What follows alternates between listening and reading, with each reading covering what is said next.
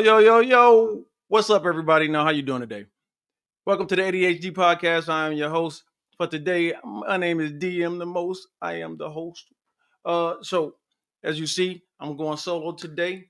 I'm missing my partner in crime, my partner in crime, King Barre. He's off on another mission for today.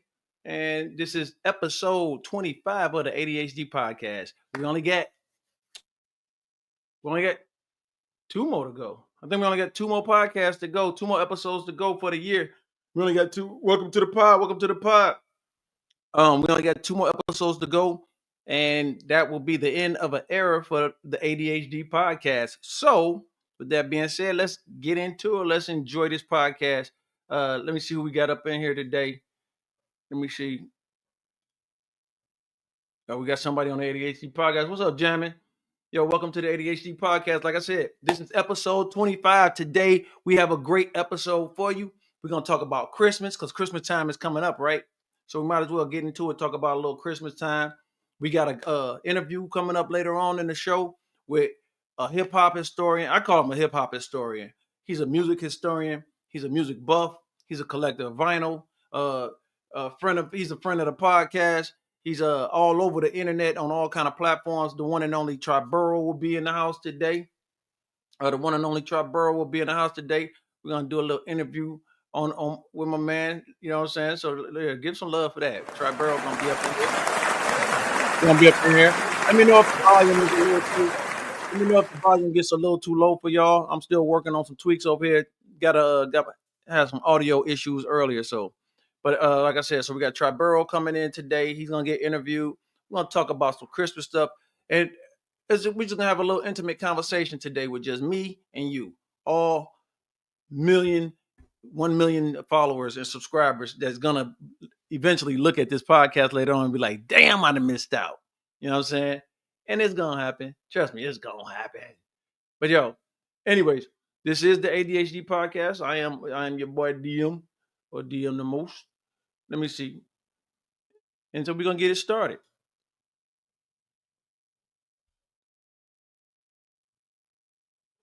All right.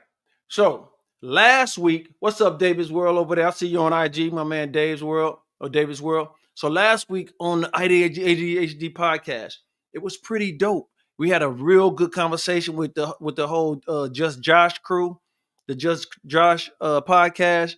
We had Josh and we had Miss Kiki, and they were discussing with us about a couple of things, about polyamory or the polyamory life but polyamory and swinger lifestyle, or whatever you want to call it. And it was like, yo, people was really into that conversation. We lost a couple of people because some people didn't want to talk about it, but it was very informative. So I want to thank them for coming through last week and blessing us with that. You know, that's something that we talk about everything, but that's something that we felt we wanted to bring somebody in. We wanted to bring somebody in that had a little more knowledge on it to talk about it. So I appreciate them for that. Last week's podcast was phenomenal. I hope that it carries over to this week where we can get some of y'all to participate and get some of y'all to participate in the Q&A. I see you, Gigi. Thank you for coming. Blessings. I love you.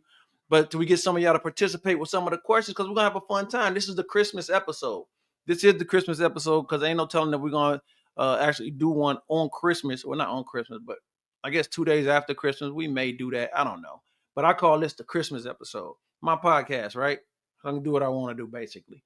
So I'm going to ask y'all a few questions or whatever about the podcast, about Christmas. I'm going to give you some questions, I'm going to tell you a couple of things about Christmas. So when we go into the question and the Q&A portion, I'll give you my story about it. And then if y'all want to chime in, I hope the people chime in on it and we'll talk about it together and we'll discuss these things. Let me see. Let me go over here to the house and pull up. So, like I said, this is the Christmas edition. What's up? I see my man P up in here. That's my guy. I got the questions pulled up. So P, like I was saying, I was just recapping. Last week was a great show. We talked a little bit. My Terrence up in here. Thank you guys for blessing me today. As you can see, I'm running solo today. I don't think King got a hall pass, or I don't think he got a get out of jail free card, so he couldn't be here today. So it's just us, but it's cool. We're gonna make it do what it do. So last week, again, I want to thank the Josh podcast for that interesting podcast that we had last week. This week, we're gonna talk about some Christmas stuff. We're gonna get into it a little bit. I want to hear from y'all. I really want to hear from the audience. So I'll take your time to type however you want. I know some of y'all say that they can't type so fast, but take your time and type out what you want to say. And I'll post it here on the screen when I ask the questions. We also, again, we got my man Triborough coming in. He's coming through in a little bit. He is a hip-hop historian. I call him a hip-hop historian. I think he's an all-around just a lover of music. He has a massive vinyl collection. I'll see if I can steal an album from him or two. You know what I mean? And we're going to get it going. But first and foremost, I would love to play this song. So if y'all don't know about P, he a part of the PKCD team, which includes me, King Barre, P, and Cleo Got Fire. And P always be dropping gems off. He be dropping gems off on us. And he'll just hit us up on the group chat. He'll be like, here, take this, listen to this. He got a song that's so fucking fire. Yo, his song is so fucking fire. This song is I love it. And he got a whole lot of things going on. I ain't gonna tell y'all what he's got coming down the line, but I'm telling you, it's visually dope. It's sound-wise, sonically dope, but it's also visually dope. I've never seen it done before, and so I'm not even gonna talk about what it is he's gonna do with it until he drops that, because I don't want to put too much out there. But P is onto something. This dude got something I've never, and I'm not even joking, not because he's my boy and nothing like that. I have never seen anybody do something that he did that he's gonna and we're gonna see that in 2025. He gonna come with that on 2025. Yo, thank you about that. Yo, the conversation we had on Back to the Labs podcast. Shouts out to my man Back to the Lab. That's my dude. That's my homeboy right there too. I see, we did have a great conversation over there on his podcast last time we was on there, and I gotta get him back on the show. He's also somebody. He's one of the people, one of our go-to people that's on here. And we got a whole little network of people that we like to chop it up with throughout the different platforms. And as 2025, you're gonna see a lot of us. You're gonna see a lot of us moving around to different platforms, doing different podcasts. Whenever my man Triborough, who's coming up in a little bit, whenever he wants me on there, I'm gonna be on his podcast as well. Let me see. Did we lose people? What happened? Did we lose some of y'all? Sober Sport, I see you over there. So, anyways, I got to get to this song. I want to play this song for y'all. This is my homeboy right here. This is P. Let's see. And the name of the song is called Smooth on Her. So, check this out. Let me know what y'all think about this. And then we'll get into the Christmas questions. All right? Y'all know what it is. Y'all see I got the grill in today. Yeah. Y'all know what it is.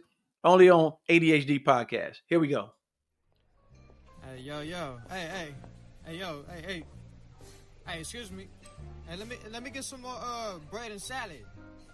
Oh, no, we good on pasta, though. We good. Bread and salad lasts longer than our relationship. At least it's unlimited. You can picture me rolling like a Phoenix kid, even though my heart's stolen. Like a black market kidney is. Who is this ringing my jack? I look at the number and wonder. And then I never call her back and never get a call back. So I guess we done with that. Feelings ain't always mutual. Left a nigga hanging just like a cuticle. You ain't ghost. You just became more beautiful. I never really knew who to choose, but some reason I knew it's you. I want to deep dive inside your swimming pool, then dry off to an interlude. Watch the flowers bloom. Plot on what type of car we gon' use when we take our kids to school. I'm an idiot. I dig it. Yeah. I work from home, but my home office is always open for you. But the foyer to it is where I expect you to leave your clothes at. Toe taps to the melody of this wonderful beat. Roadmap from my seed to a wonderful tree. I'm trying to climb it, pick the fruit from these wonderful leaves, then replant. That's how we break ground and succeed. I love your style so unique. From your sneaks and physique, run the house with Alexa. Technically she's a geek, but she's still from the streets. Man, hold up, man. Man, bitch, it's only been 7 days, man. Man, this shit weak.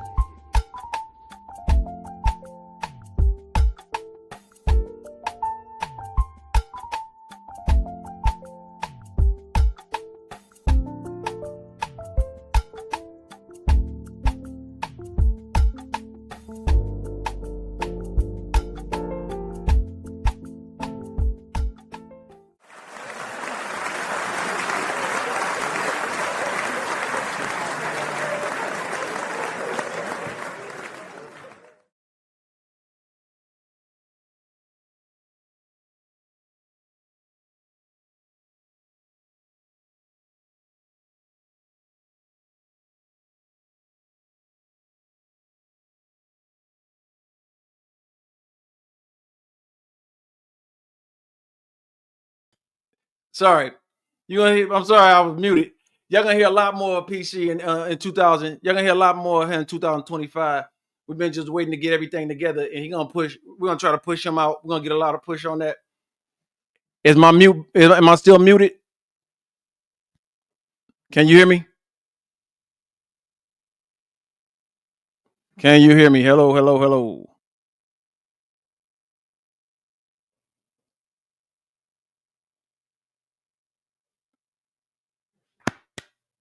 Oh, okay. All right. Yeah. I know. I muted myself, and it's a delay. It's a delay on there. But y'all gonna look out for PC. We also got Mr. Get Money coming this year. We got my man up in Dallas, Cadillac Bradford. He get Cadillac Bradford about to drop on the 21st of this month. So he got a album release. So if anybody in the Dallas Fort Worth area, we have a album release party up there. And if, like I said, if y'all in that area, just come on up there, get in touch with me, hit me up on IG, hit me up on Instagram, hit me up on YouTube, whatever, and I can get it. Let me see what it say. Okay, right on. I'm glad y'all hear me. Hold on, let me see. Does it work on this? Maybe it don't.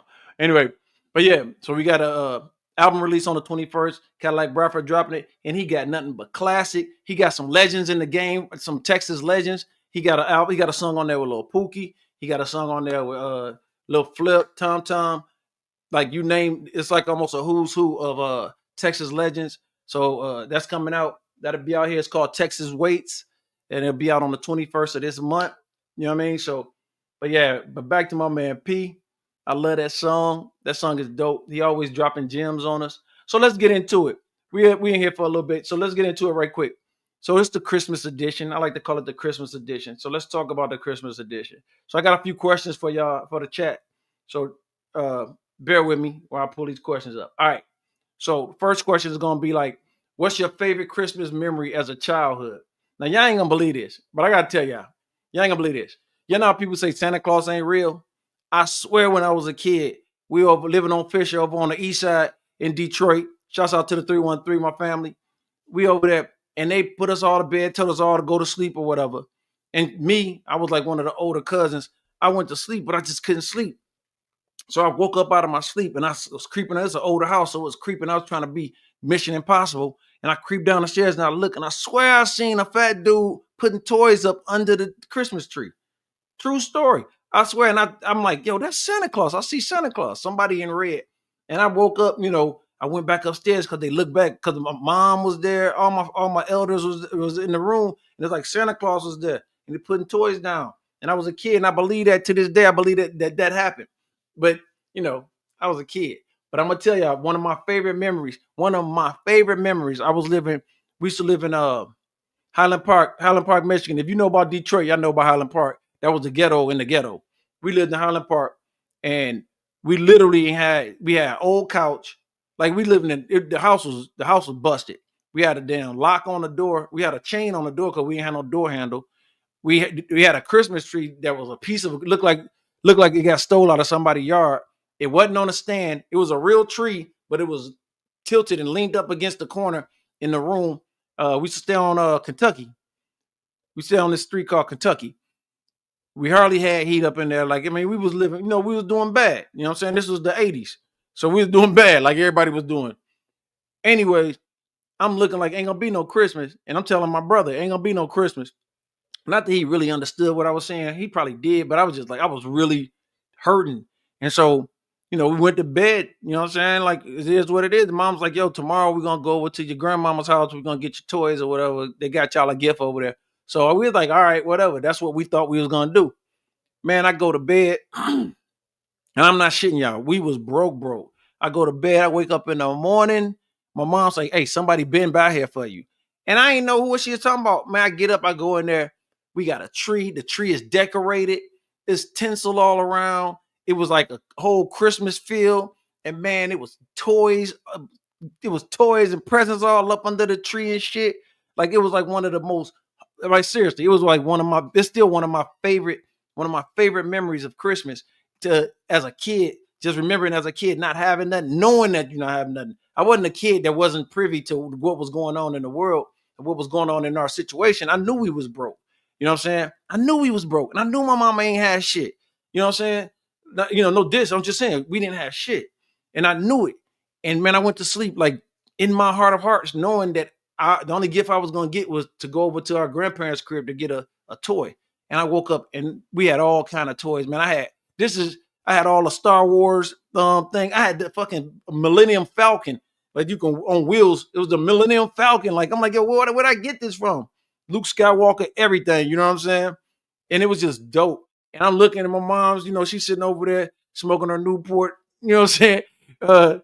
I'm like, thank you, mommy. Thanks. And, and me and my brother, it's just, I don't know if any of y'all can relate or if any of y'all know, but it used to be this toy, this talking robot called an Alfie. Y'all remember this? Anybody remember this?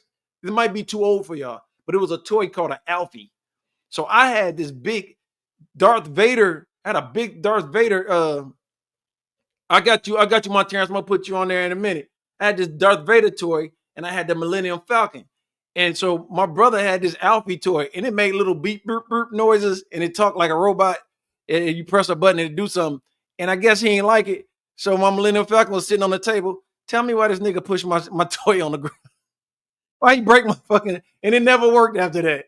Like, so shouts out to my brother, young DM, for doing me dirty on Christmas. But shouts out to my mother for making a way.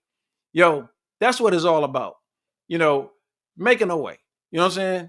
But let's look at what my Terrence says. My Terrence says this. Let's see what he says. He says, me, myself, I celebrate the holiday celebrated as Christmas. This Christmas, not really a real holiday. It actually was a man named Saint Nick, did Leo thousands years ago. He made up the holiday. Okay. He says a MoneyGram day and told everybody that's when Jesus was born. But this dude had nothing to do with religion. But my favorite holiday on that day was when my dad was in jail for some years and he got out. He got out before Christmas in 1 year. Well, that's what's up, man.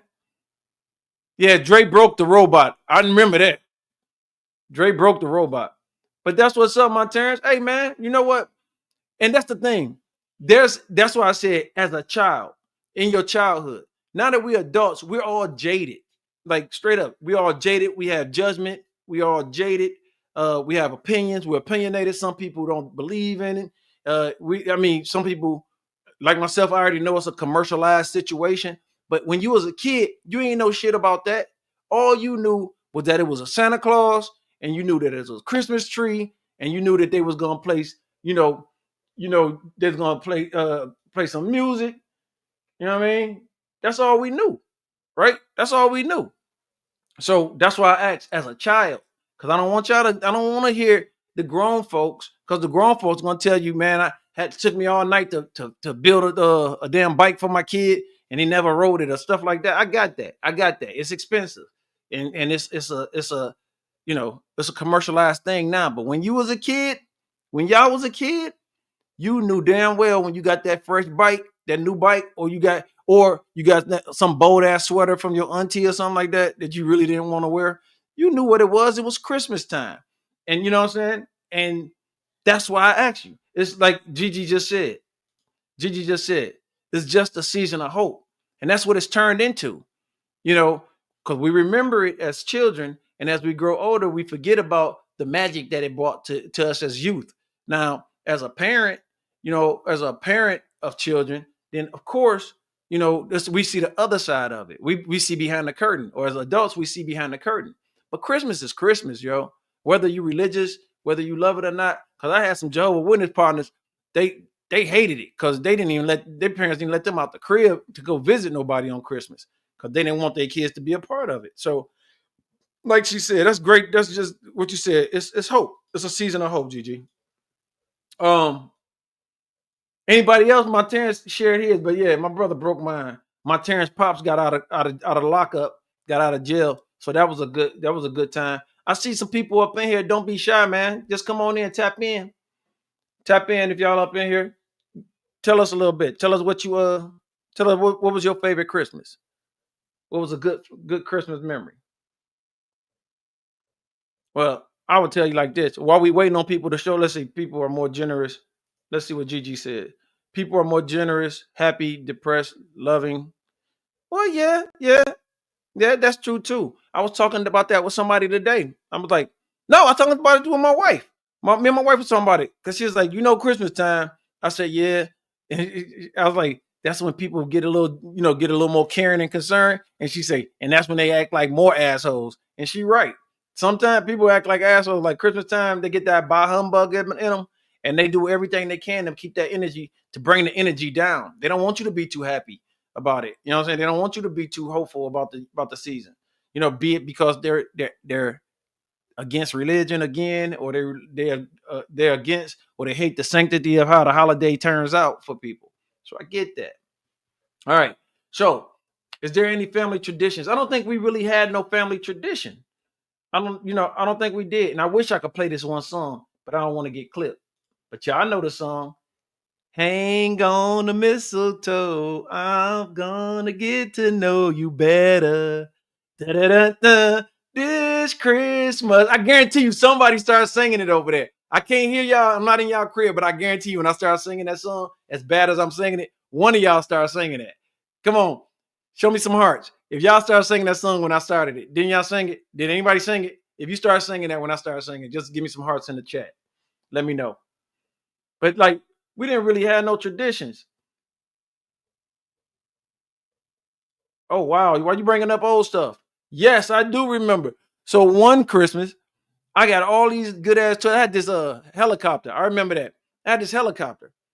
And it was a helicopter. It was like a remote control helicopter. And I had this other game or whatever. My pops bought me all these toys. Man, shout out to my pops, man. Shout out to my pops because he provided. He always came through on Christmas too. But he bought me all the toys, man. And he had me no damn batteries. And back in the day, on Christmas, stores was closed. It ain't like today. It ain't like Walmart not giving a shit and just staying open half a day. Back then, everything was closed. So I get all these toys and I can't do shit with it but look at them until like 2 days or the next day or whatever. But yeah, I remember that. Dang, that's a crazy memory. I do remember that, man. But let's see. So we're talking about traditions. I don't really have any. Well, the next question is: do any of y'all recall any of the gifts that y'all got that was memorable, that y'all cherished? Any gifts that was like very special to y'all? Any of y'all know? I just kind of told y'all mine in a sense. My toy was like I got up the whole Star Wars collection. I ended up getting the whole Star Wars collection. That was dope. Anybody got any memorable gifts? Let me know. Bruh, you ain't got to spell out our whole government.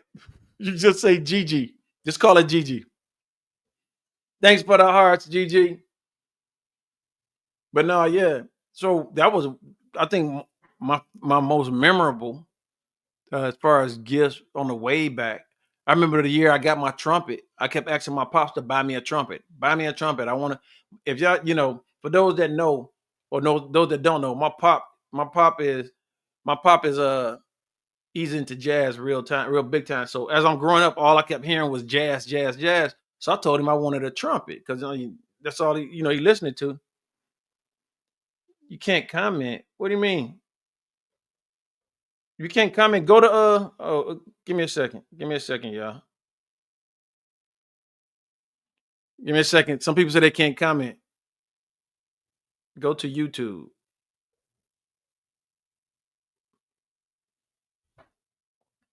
So some people saying they're having problems commenting, they're having difficulties commenting on the thing. But I want to know. I really want to know. That's Nisi. What's up, Nisi?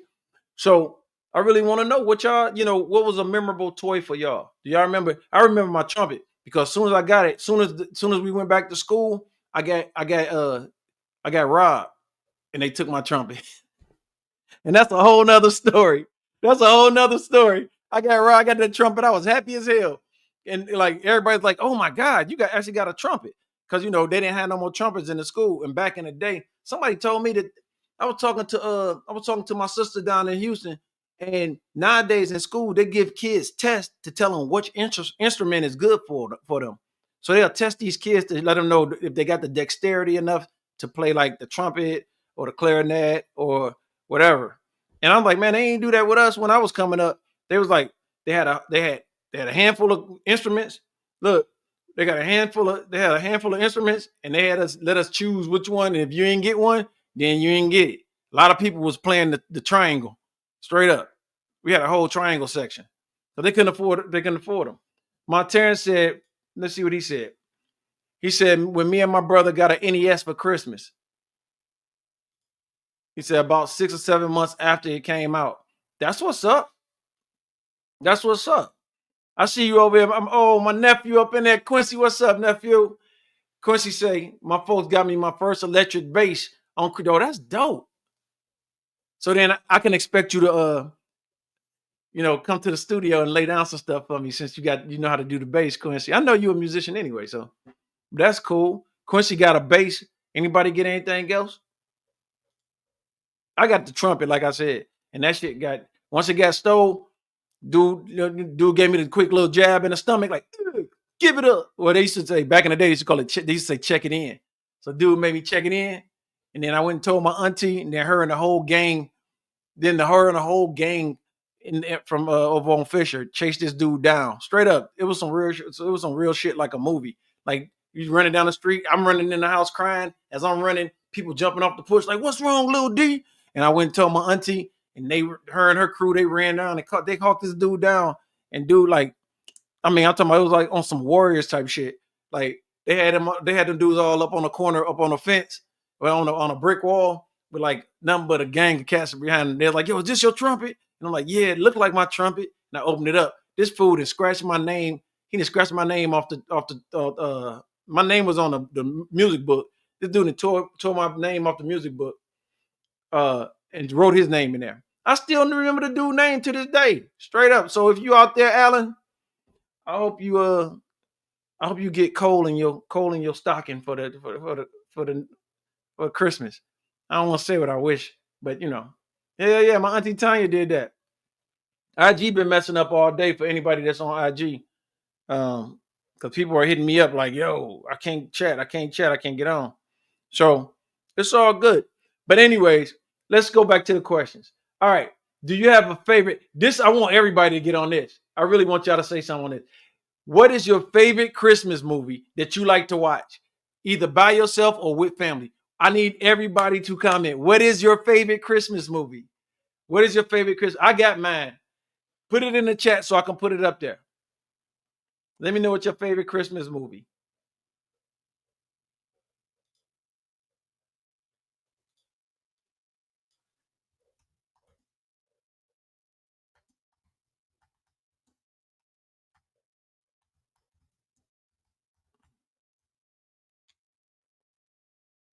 There you go. Let's see.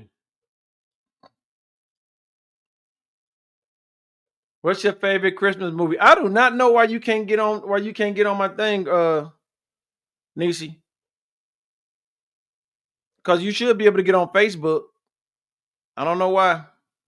But anyway, we got somebody said the Elf is their favorite one. What's your favorite Christmas movie, chat? I need to know. Somebody need to tell me. Let's see. All right. So Gigi said hers is Charlie Brown Christmas. That's kind of sad. But I guess it's pretty cool. But she liked the Charlie Brown. I got Elf, Charlie Brown. Y'all naming some stuff I didn't even think about.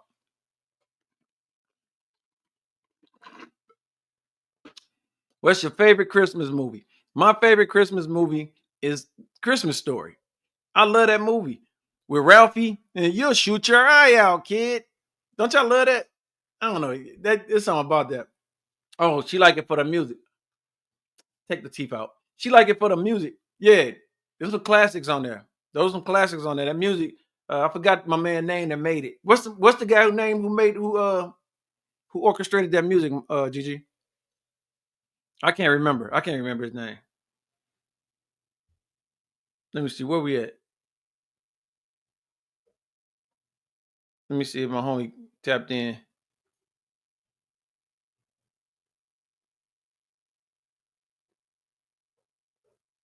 Not yet. Anybody? My Terrence, what's your favorite movie? I know you got a favorite movie, bro. Let's see. Limousine. What's Limousine, Gigi?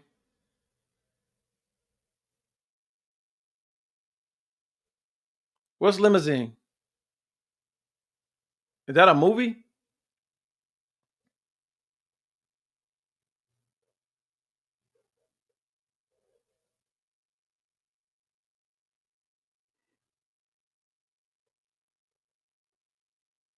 Oh, you on Facebook? So this said Facebook. All right, switch off of Facebook and go to YouTube. Hit the link. Go to YouTube.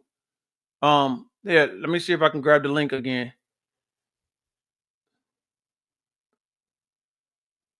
If you go to the YouTube channel, you should be able to get on. Oh, the one who played the piano, Linus, not Limousine.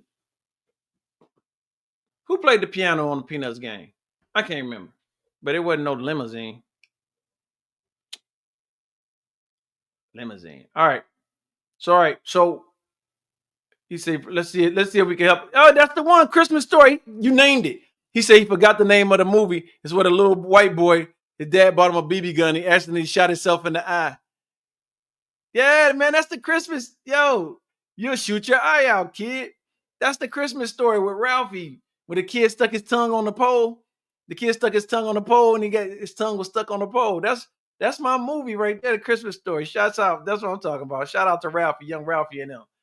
They even, you know what's crazy? They even did a remake or a second part to it when they got older, and that was pretty cool. That actually was pretty cool too.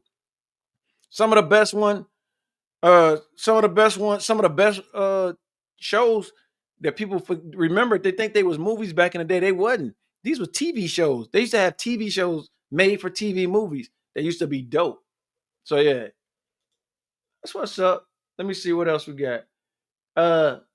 What is y'all favorite dish for Christmas? Yo, we was talking today. What is y'all favorite dish for Christmas? I'm gonna tell you the one that scared the hell out of me. I come in the kitchen one day. It's this little skint. It's some skint hanging out the sink with long snout, with sharp teeth and little beady eyes and little claws, and it was dead in the sink, and it was running water on it, and it was bleeding. And I was like, "What is that?" And they were like, "Oh, that's coon." I say, "Well, what y'all gonna do with that?" They say, "Oh, we cooking this. We gonna eat this for Christmas dinner." Couldn't do it. Couldn't do it. It was the eyeballs. It was the eyeballs. Linus. Yeah, Linus. There you go. Mama Linus. She said limousine. Like, yo, you naming people, making up names for people. But yo, what's y'all favorite dish for Christmas or the Christmas time or the season? Is there anything? Please don't nobody say pumpkin spice latte. I do not want to hear no shit about no pumpkin latte, pumpkin spice latte. Like, it went crazy with that spice, with that flavor. So is there anything that y'all like? Anybody like sweet potato pie or whatever? You know what I hated? Have any of y'all ever had fruit cake? It's like this little hard ass cake, and it got like giblets in it, and like and stones in it, and nuts in it, and like licorice, and it's like called a fruit cake. It's like weigh about 10 pounds. Anybody ever had that before? Anybody ever had that fruit cake? And for some reason, all the old people used to bring them shits over to people's houses. And I'm like, dude, ain't nobody about to eat this shit. I ain't never seen nobody actually bite into some fruitcake and be like, oh, this is good. Anybody ever had that fruitcake? I know, fruitcake, thank you. That shit's nasty, right? I'm using my hey y'all. So for the people that's on my Instagram or people that's on Facebook, I'm talking to them on here. So I'm glad y'all still here. And I appreciate y'all commenting. So Nisi, what's your favorite Christmas dish? You have a favorite Christmas dish or a festive recipe that you like? and we'll wait. We'll check it out. I'm still waiting on my man Triborough to come up in here. Let me see. I'm hitting him up on the hip hitter. Let's see. What Gigi say? She said me and my mom and sisters cook in the kitchen and get drunk. That's a good tradition. That's a great tradition. That's a great tradition. Burn all the food. Get toe up. Well, that's the one thing. That's a tradition. Anybody else have any? Look, Bernie said yes. Very nasty. Monty said yes. She's talking about the fruitcake. Very nasty. That's the nastiest thing. Fruitcake. I don't even understand why they even make that. And I guess it's famous or whatever. That's worse than them. That's worse than them candies. I can't think of them candies. Oh, all the old people used to always have them in church. What, a butterscotch or licorice? Black licorice. Who eats black licorice? You find me somebody that eat black licorice, and I'll show you somebody that's probably a serial killer. Because don't nobody human eat black licorice. If they eat black licorice, they one of the reptile peoples. They just watch their eyes and see if their eyes like close sideways. Nobody eats black licorice. I think that shit was a mistake. Anyway, Gigi said they used to cook all kind of different. My Terrence says gumbo because that's what my mama always fixed on Christmas, and I love me some gumbo. That's what's up, gumbo. Gumbo's a good dish. Okay, here goes Gigi with something else. Minced meat pie. What kind of meat and why you got to mince it in order to make it into a pie? And why can't you just put it on the side of a plate with some rice? So what is in a minced meat pie? I see my homie Miss Mari over there. What's up?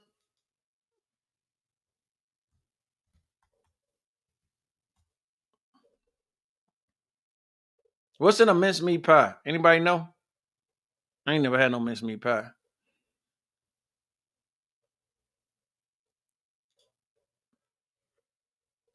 Hey, chat, let me know if y'all hear this. If y'all can hear this.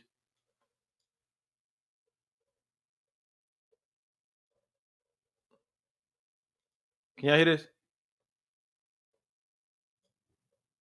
Oh, it ain't playing. No wonder. Wow. All right, let's move that to trash. No wonder it ain't playing. So let's see what we got here. What we got here? You love, bruh? Are you serious, man? You love fruitcake? Mm. Damn. He loves fruitcake, man. I'm judging you. I'm not judging you, man. I'm not judging you. Let's see. You say he loved fruitcake, man. Oof. And then my uncle used to always buy black licorice. He liked black licorice. Rest in peace to my Uncle Punchy. Let's see. What do you say? You can make fruitcake all kind of ways with all different kinds of meat. Nah, bruh. You're not talking about the same fruitcake. You're not talking about the same fruitcake that I'm talking about. Because if you'll know what I'm talking about, the fruitcake I'm talking about is hard as shit, always hard, always super, super dense, and it's always chock full of the wrong kind of damn fruits. And it ain't fruity.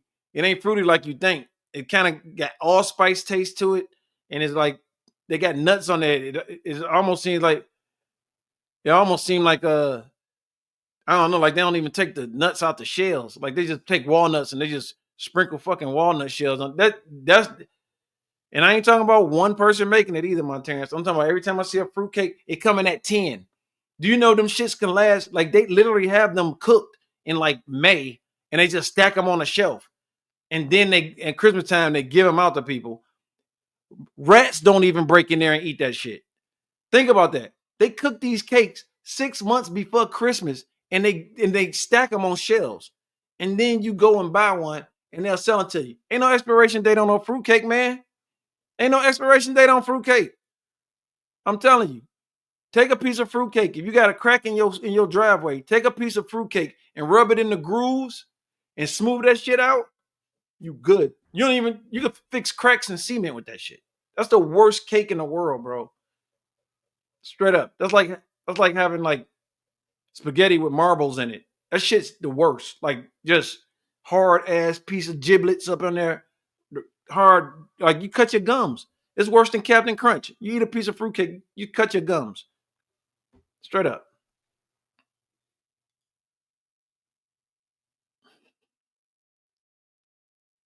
Man, what is wrong with you, man? We gotta change your taste buds.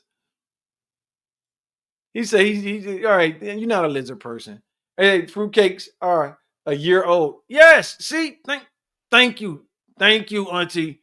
Fruitcakes, they're a year old. They cook them shits and they let them sit. And they let them shits just sit. They stack them shits on the shelf. I can't make this up. Go look it up. They cook fruitcakes and they be coming out, and I'm sure they good, but they be at the time when they come out, and then they wrap them up, and then they throw them shits up on shelves, and they be stacked all these fruitcakes, and then it's like about a year later they be like, hey, go get the fruitcakes, and they get the fruitcakes and they give them out to people, and they're like, so yummy, so tasty, so disgusting, straight up.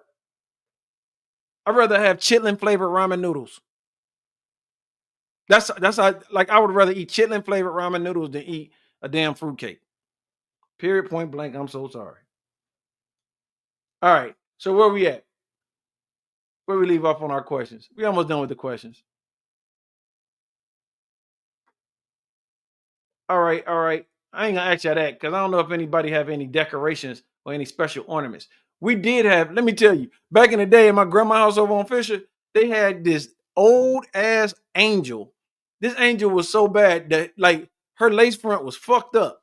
This angel hair was all messed up, and like whenever they put it away, they must have put it away where the hair got messed up, and then nobody ever fixed it. I guess it used to have curly hair, like a little like curls in it like with rollers or whatever. There's the ugliest fucking angel, and they put this angel up every year, and I'll be looking at it like, why don't they throw this angel away? Like, and I'm sure it was something. Um, Auntie said, what you say? Okay, very good potato salad for Christmas. Okay, potato salad for Christmas. You got some potato salad for Christmas. That's what's up. Potato salad is good. Yes, we talking about the same fruitcake my grandma used to make it. The way you talking about in other way. Well, bro, I'm sure your grandma fruitcake was great. I'm sure. But I'm talking about the fruitcake that they sell in stores that people go grab. So I don't know your grandma's fruitcake. You know what I'm saying? I'm sure it was great. But what I'm talking about, bro. Yeah, let me get this off I still got the ticker running. What I'm talking about is that fruitcake that be on them shelves and they come in them tins and people be trying to get them. And people be trying to give them as gifts. I'm gonna tell y'all right now. If anybody bring me a fruitcake to my house, that's it. That's it. Don't come back. Bring the fruitcake, and as you leaving, I'm gonna roll that shit up under your car, and I hope it throw your tire out. Them shits is nasty. But that's just my opinion. The opinions of the ADHD podcast may not reflect the opinions of everybody, to include our audience. So just know, don't bring me no fucking fruitcake. Don't bring the fruitcake. Or chitlins, or coon, or possum, or what else they be eating? That crazy shit. Chitlins, hog maws. Don't bring none of that. So, anyways, that's tradition. So that's Christmas. All right. Let me see. Do you recall a time participating in? Nah, I'm not ask that question. So, all right. So, what's the smell? What's the smell y'all remember? Let's see. Auntie say, yes, we are talking about the same. Oh, that's the wrong one. Hold on. What did Auntie say? She say, he talking about some fruitcake that's been in stores and they just trying to get rid of, not your grandma fruitcake. Exactly. I'm not talking about your grandma fruitcake, man. I'm talking about fruitcake that they be selling in stores and people be getting them shits like, oh, they're great fruitcake. But anyway, hey, if you on the IG right now and y'all got a chance, let's see.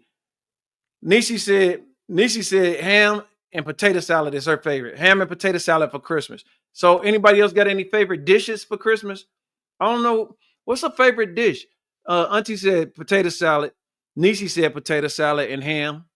So I don't know. I think ham. I always thought that Thanksgiving you cook turkey, and then on Christmas you're always supposed to make a good ham. That's how I remember it. I could be wrong. Some people may do turkeys on Christmas too. But I remember it was a time people like, man, we just had turkey on November 20 something. We don't want to have another turkey again. So people started doing ham. I think everybody should start having Chinese food. That's what they did on the Christmas story. Remember? Rah, rah, rah, rah, rah, rah, rah, rah. And then he cut the head off the duck. The dude had duck for Christmas. Man, that's the show. That's the show. Smoked turkey. Yeah, but that's what I'm saying. Until like some people don't want to do turkey back to back, turkey and then turkey again.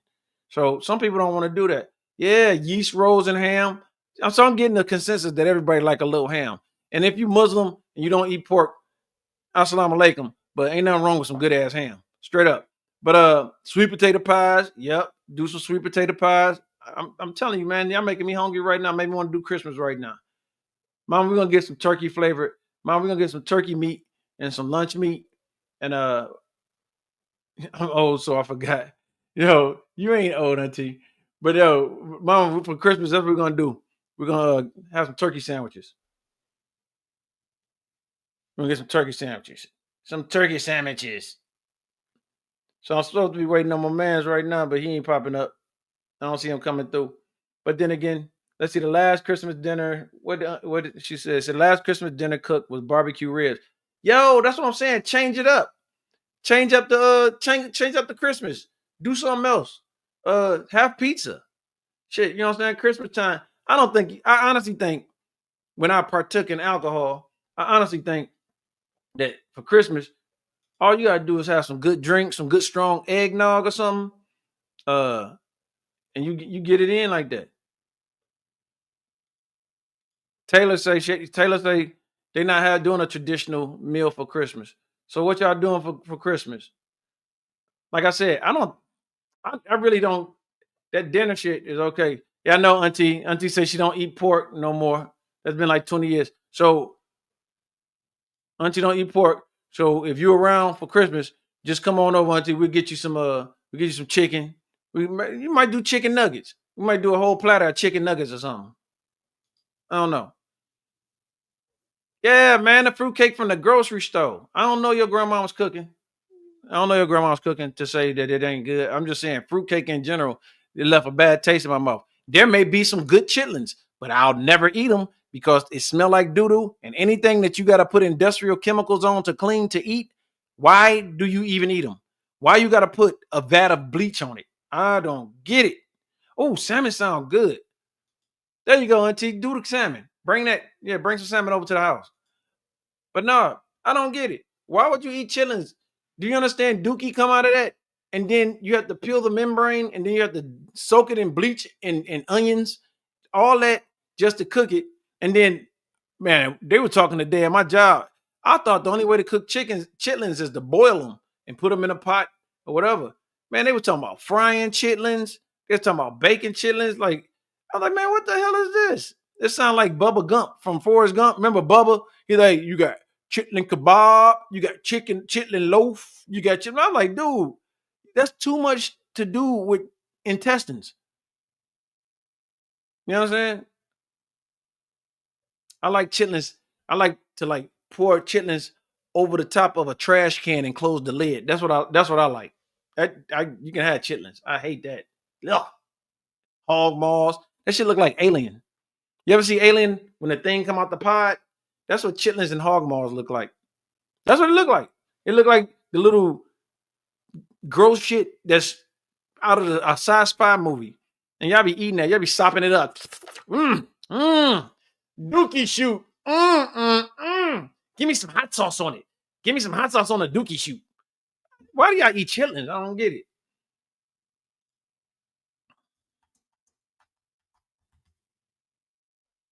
Yeah, but I don't get it. But teach his own. Teach his own. Fruitcake, hog maws, you soak anything. Wait, hold on. Let me see what Auntie say.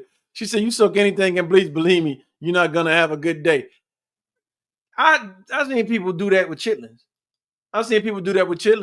They run them through bleach and then they boil them and then they put an onion in it. I don't know where I keep seeing people with onion and then they had the chitlins like, ooh, these chitlins is so good. And I'm like, what? The hell are you talking about? Ugh, damn. That's like raisins. I don't like raisins on shit. I don't like raisins on nothing. But chitlins is the worst. But it's people that like them. Ain't nothing wrong with a good chitlin. Yes, the hell it is. This ain't 1843. I'm not eating that shit. Like, we probably had to eat it back in the day. Our ancestors probably had to eat it. But you ain't got to eat that shit. They make Chick-fil-A now. You don't need chitlins? You don't need chitlins? You don't need that. You don't need all that. Now, something else that I want to talk about since we're talking about chitlins. But your colon will be clean. Your colon will be clean. Your throat will be clean. Your stomach will be clean. The only thing that ain't gonna be clean is the toilet seat, because I will throw that shit up soon as you give me some chitlins. I seen a video. They gave these little kids some chitlins. Even the kid, 2 years old, kid about 18 months to 2 years old. Listen, they gave the kid some chitlins and they started laughing at the kid. They just gave this kid childhood trauma at 2 years old. The kid had the chitlins in his mouth. I was like, and spit it out. I'm telling you, y'all keep chitlins. Don't bring chitlins. Don't bring, two things, no fruit cake and no chitlins. Let's see. My Terrence said it really ain't no certain one thing you have to eat on that day. You can eat or prepare anything you want. For sure. For sure. That's what I'm saying. Do y'all have any favorites? Do any of y'all have any favorites? I don't have anything. Like I said, I'm not really into a traditional dinner or nothing like that. With me and my family, what we do, because we got dogs that we can't have everybody watching. Shouts out to my mom for watching my dogs at one time. But normally when we travel, we got to go one at a time because we got these dogs. So we don't really travel or whatever. But between me and my old lady, we like to travel places. We like to do destinations, like go visit family or something like that. She go visit her fam or whatever, her moms, her dad, stuff like that. That's what we use our Christmas for. So we don't really do big Christmassy things. You know what I'm saying? And even my kids know what it is. Even my kids know what it is because they used to love my ass for Christmas. Because I don't believe in that. Let's wait till 3 a.m. to open up gifts. If I get you a gift on the 3rd of December, you getting it. Period. I'll hold it as long as I can. And the longest I held a gift, one year I told my family, I said, no, this year we're going to do the regular Christmas. We're going to open up the gifts under the tree. Mama, you remember this. We said we're going to open up the tree, open up the gifts on Christmas. We're not open no gifts at all. And then I come in from our class having a cigar, and I see my mama and my wife sitting up there looking. I say, y'all want to open one? And so we open up one gift. Look, open up one gift. We end up opening up all the gifts. So I think the most, who do you know DM clean their, who do I know that clean their chitlins with? Oh, I know you said children, but you meant chitlins. I don't know nobody no more. The person that used to do it, rest in peace to her. But the one time I seen her do it, she put a little bleach, put a cap of bleach in there or something and washed them off. No, see, Wendy say she opened up gifts on one gift on Christmas Eve and do the big opening on Christmas. That's good. That's good. Yeah, man. No, you're not supposed to fry or bake chitlins. You're not supposed to eat chitlins. Miss Mari, what's up? Salute to you, sis. How you doing? Welcome to the pod. Nah, man. Miss Mari, but what is a traditional dish, a traditional Puerto Rican dish? Can you help us out with that? Is there a dish that you favor on Christmas? I know you cook cakes and desserts. By the way, Miss Mari cooked cakes and desserts out of New York. She's great with it. Trying to get her to freeze dry some stuff and send it down here to Texas, but we'll see. Maybe take a trip and come on down here and put it in your carry on. Just put a cake in your carry on, Miss Mari. Cleo, ladies and gentlemen, Cleo's in the building, my brother. Nah, so y'all late to the party, but I'm gonna ask y'all again. What's your favorite dish for Christmas? What's the favorite Christmas dish for you guys? When they say my G babies are getting cash, that's what I'm talking about. Yo, cash, money in hand, that's all you need. Yo, speaking of which, you said cash, money in hand. We're gonna take a pause, but I gotta play a song. from my homeboy. Since he on here, I gotta play it because it's my shit. Let's see where we at. Here we go. Yeah, count up. How much is that? Here we go. All right, cool. That's good. Yeah, go ahead and send that. I just need the cash, you know, money in hand. Write a check, direct deposit, give me them bands. I need cash, you know, money in hand. Write a check, direct deposit, give me them bands. I need cash. Yeah, you better call Crash Unit. I'ma go the distance for my family. Been known to flow through pain and discomfort all around me. I'm still plotting a million, sipping lemonade in Miami. They got all cleaned up and the speakers bumping loudly. Knock, knock, knock, who is it? It's the one standing profoundly. No rookie to the mix. Pro selection, how the sound be. Jack might have been nimble, but my movements be astounding. Notable with the bars, I be coming for that crown king. It's evident, I just need some more discipline and consistency. My creative mind does wonders. Are you hearing me? Are you hearing me? Man, I just need cash. You know, money in hand. Write a check, direct deposit, give me them bands. I need cash.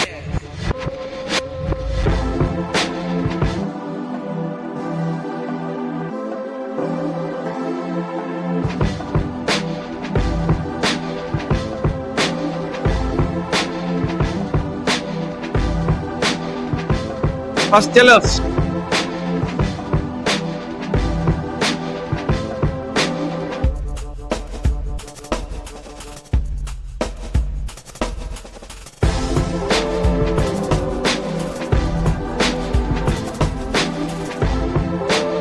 Go get him, Cleo.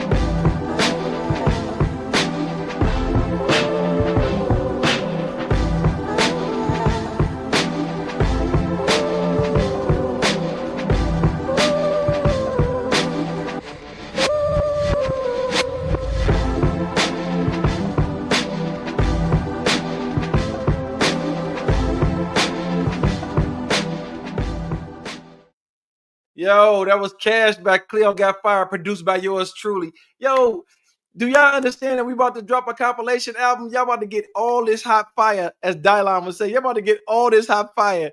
You got Cleo Got Fire. You got Mr. Get Money. You got DM the Most. You got King Barre. You got Floss on the track. You got, who else we got, Cleo? We about to drop a compilation, and y'all know we drop fire. Y'all know we good with it. We got the best producers. We got the best rappers. We got the best singers. We got it all. 3FX. We about to do big things. You know what I'm saying? That was Cash by my man Cleo. Y'all brought it up. So, you know, y'all talk about Cash. I had to throw that on there. Let me see. We're going to do how you get rid of that? All right.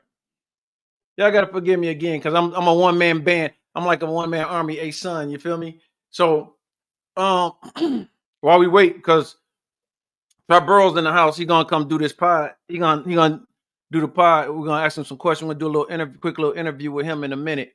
But we got a couple more. Let's see. We got a few minutes. We got a couple more minutes. We talk about Christmas. So what is for y'all that didn't show up? We want y'all to like Miss Marty and Cleo. What is what's one of your favorite memories as a child from Christmas? What's one of your favorite memories as a child from Christmas? We'll give you about a minute or so, if you can remember it. I know it's a lot to type. Normally, I would pull people up, but I don't want to cloud the baud rate. So, what's something for Christmas that y'all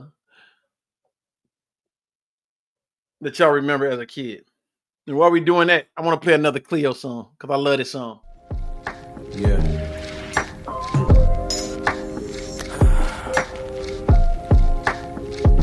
Sometimes you just gotta let it go. In the depths of my heart, a story unfolds of a woman who cut me off. Reasons untold. I don't know. She needed to grow, to heal and find a way. But left me with words I couldn't say.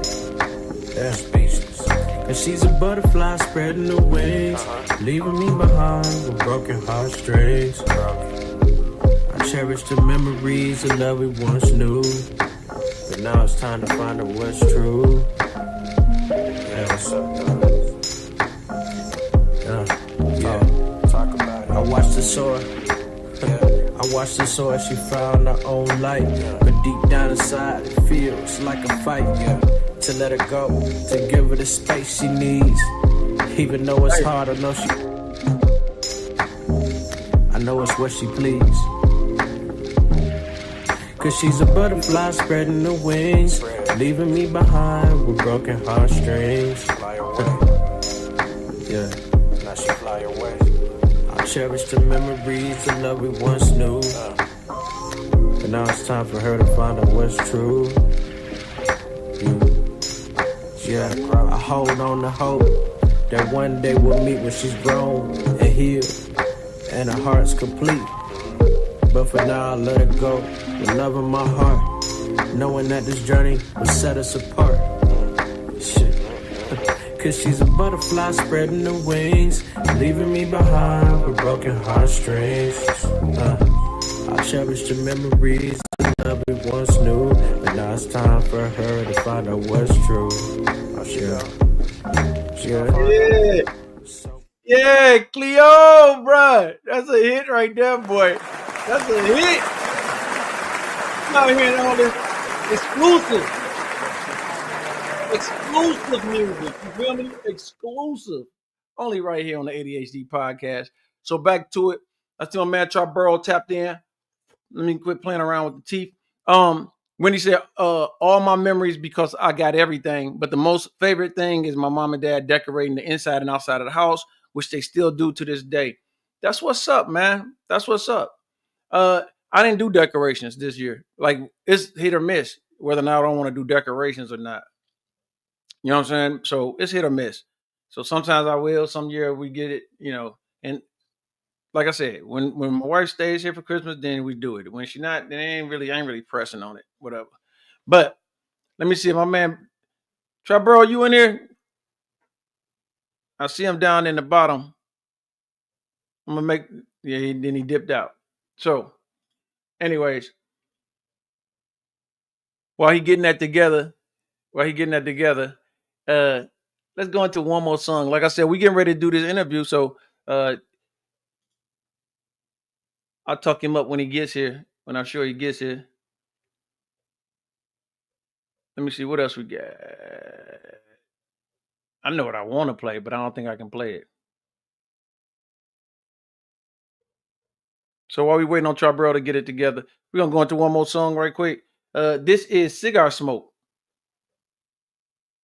Oh, no. You know what? I'm going to play P song again. I'm going to play P song again. So check this out. This is my man P. Hey, yo. Hey, yo. Hey, excuse me. Hey, let me get some more bread and salad.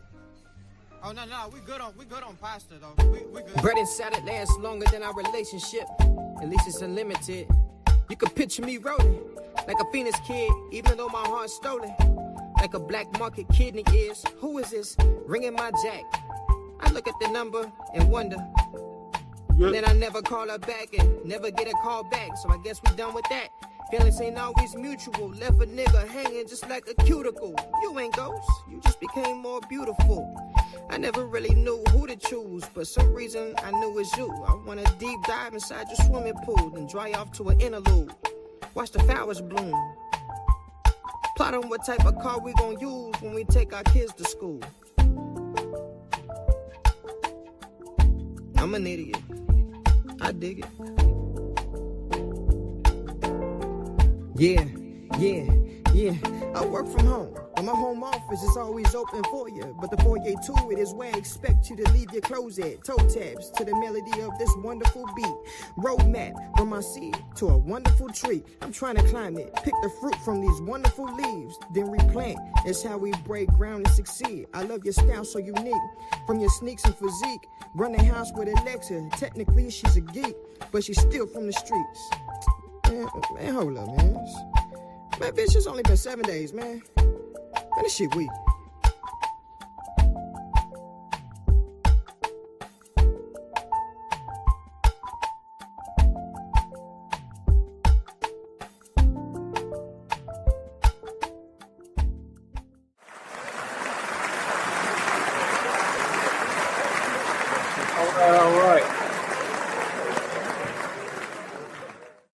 right, that was my man. That was my man PC.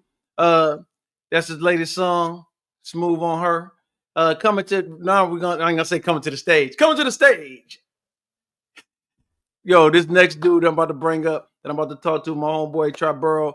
He is a hip hop historian. He's a music connoisseur. He's a collector of vinyl. He's on all platforms. He's always a special guest star on a lot of different podcasts because they love his musical insight.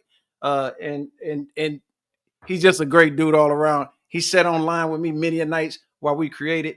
And then he disappeared. So I'm waiting on him to come back up in here. I'm introducing him and he drops off, but that's what it's all about, folks. You know what I'm saying? So we'll go back into it. Let's see what we got. We waiting on him to come up. Where you at, bro? He's coming back in. There we go. All right, he coming back in now. The internet been bugging lately, yo. The internet been bugging lately. Let's see if you get it. All right, here we go. My man. There we go. What's up? What's up? What's up, bro? You there?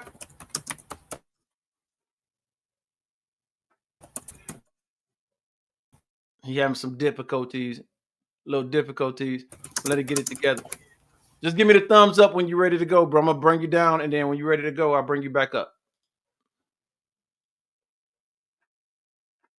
Say the link's dropping.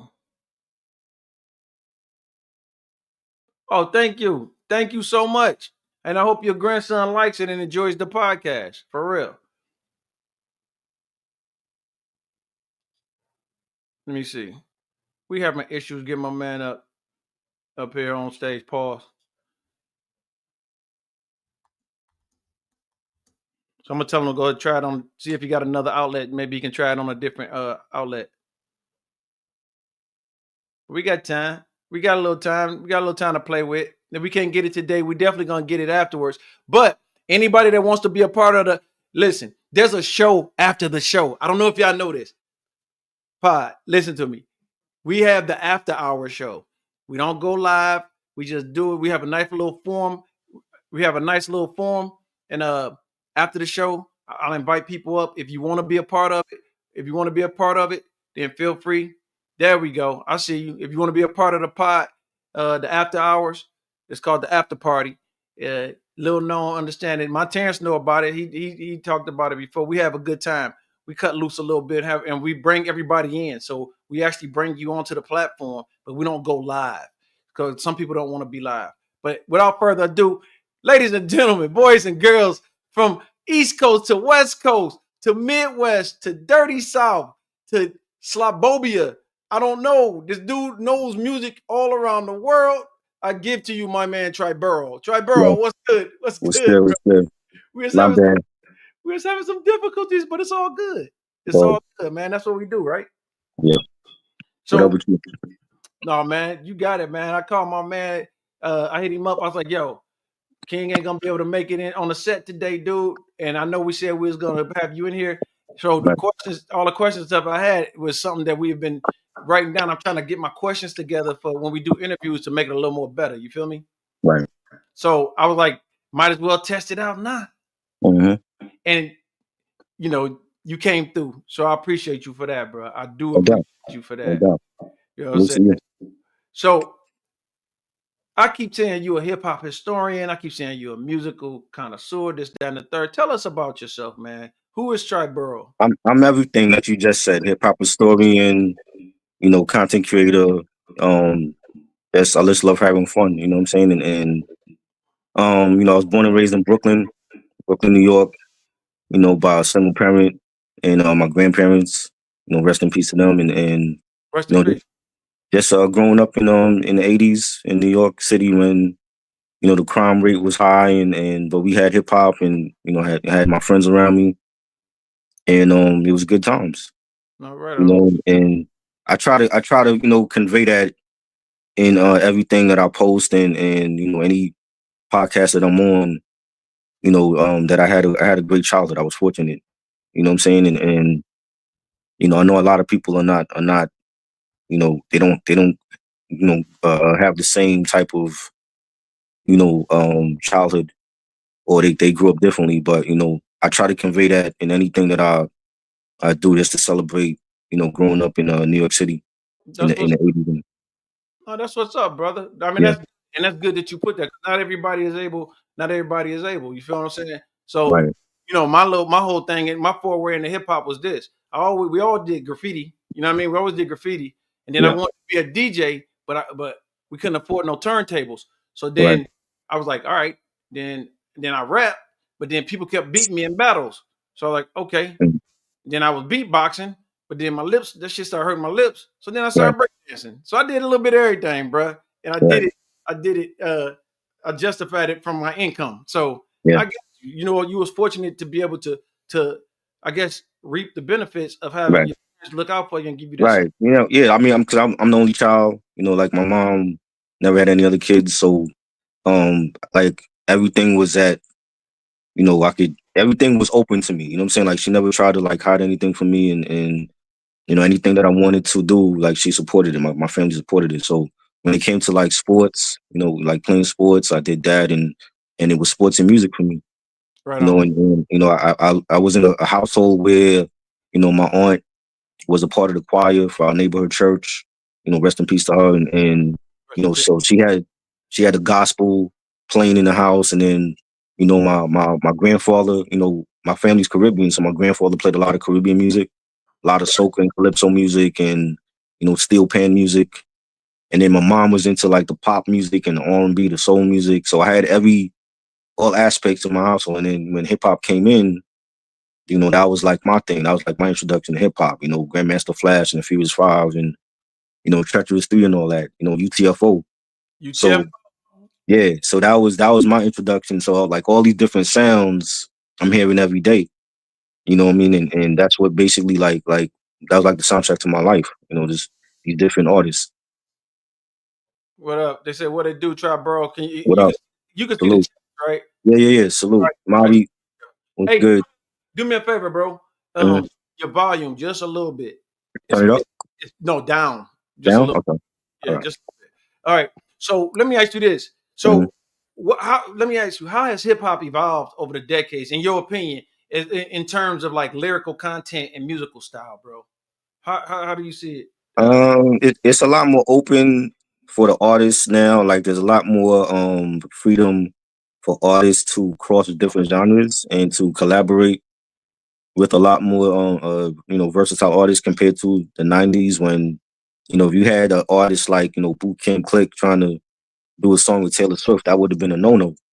Like that wasn't allowed. But now, like when you have artists like Post Malone and Kendrick even and Chance the rapper, they can collaborate with the biggest pop stars, and it get accepted by Right. the hip hop community. And I think that's like a big, and I think it should be like that anyway, because I growing up, it wasn't just one form of music for me. Like we grew up in many different sounds and genres and artists, and I think hip hop has come a long way since the 80s to it's the biggest movement on the planet, it's the biggest genre.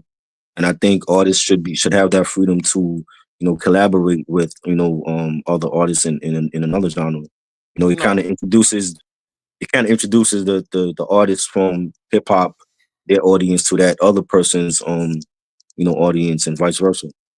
facts. That's good. That's a good answer right there, bro. Like, yeah, and that goes into the next question of as like basically, how do you think it has influenced the broader like cultural and social movements? How do you think it you It's kind of touched on it, but go ahead if Yeah. you want to. I mean, it's huge. I mean, like we've seen international artists like a Drake, and when you have artists like even the African artists, the Afro beat artists, Thames and Burna Boy and Wizkid, and they could cross over into our community and make hit records. And I think it's global. Like hip hop is global. You have people that's being billionaires off of this culture. Okay, so And that right, mm. I got you on that. That's dope. So let me ask you this: so how has the globalization of hip hop, how has it impacted the authenticity of hip hop and the core culture values of it? How do you think? Do you I, think I mean, if at all, do you think it affected adversely or positive? Go ahead.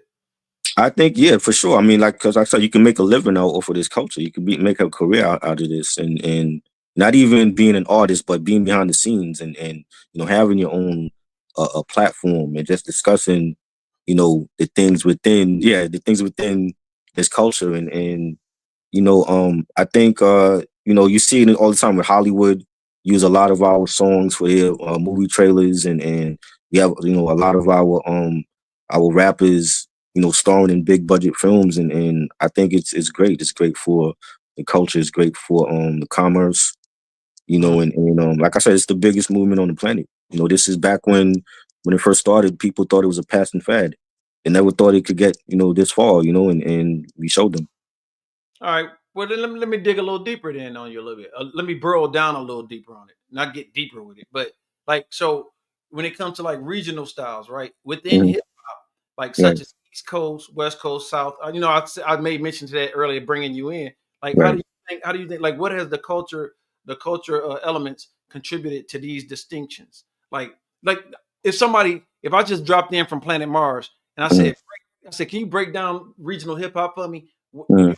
You would say what? Like East Coast is this, West Coast is what? Go ahead. East Coast is like boom bap. We're like more the jazz rap. We're influenced by jazz as well. We're more like the harder, knocking, the booming system sound, and then West Coast is more like they laid back, they smooth with the funkadelic melodies and the G funk. South is I would say South is like a mix. Like South is like some Southern artists. I'd be like they have like the Southern smooth melodies. Real funky, real jazzy as well. All right. And then you got like the hardcore artists as well that I think they were depending on who you ask, they were influenced by like East Coast artists.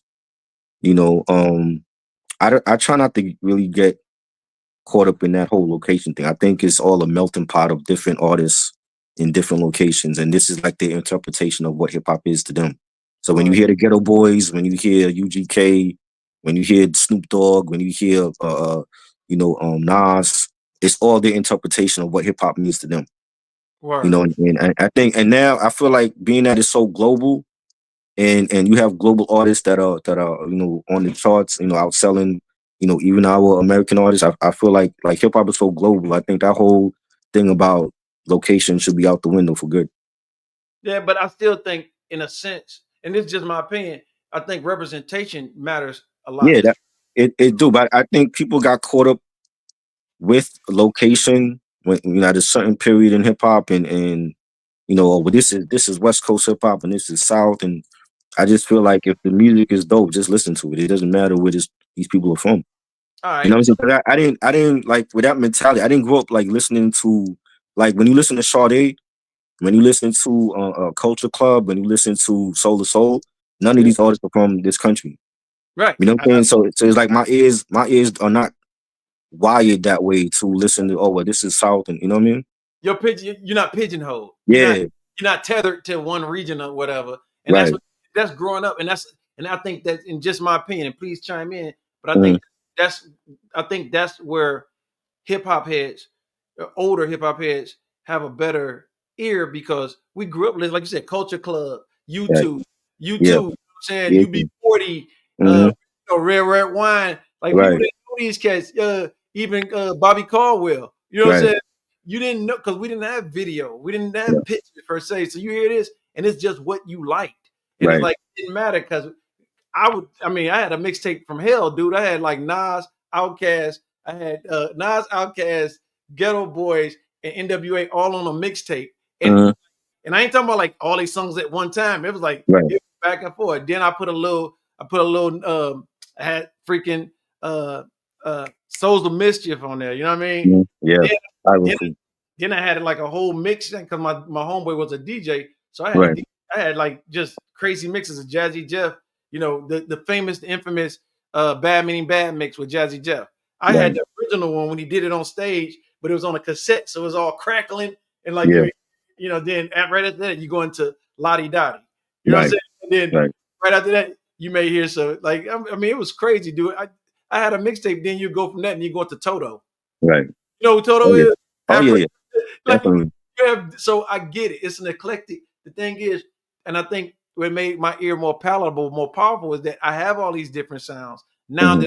that I've come around to producing music and stuff, I use a Right, lot of stuff that people don't know. Like, man, what is that? You know what I'm saying? right, There's right. a song, I'm not gonna put myself out there and Mhm, tell myself. There's a very popular song in one of my songs on this last album mhm, that I stripped, like, but nobody will know. Like, right, and I tested it. I put it on Shazam and it came right. back to me. So hey, Okay. I'll never tell the son. But no, but let me tell you, let me ask you this. And because Uh-huh. of that, the technology. So in what ways has technology, such as digital production, you know what I'm saying, social media, how does that transform music in this industry, be it bad for good? We can go bad. Listen, Uh-huh. we know bad. Yeah. Just let's stick to good. Tell me in what ways has it helped? As far as the artistry, the thing that's missing was like back in the day, like when artists collaborated, they were actually in the studio together.